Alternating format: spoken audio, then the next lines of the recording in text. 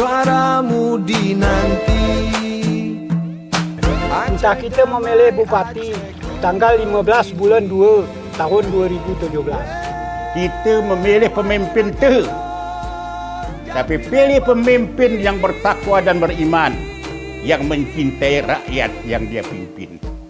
Marilah kita memilih dengan hati nurani, jangan terpengaruh oleh politik uang.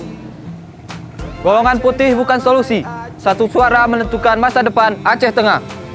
Masa depan Gairut ini ada di tangan Anda. Jangan buang hak Anda, pergunakanlah sesuai dengan hati nurani.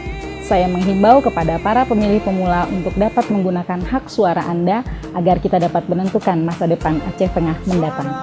Pilihanmu berbeda, kita tetap sudut. Acehku damai, Aceh memilih.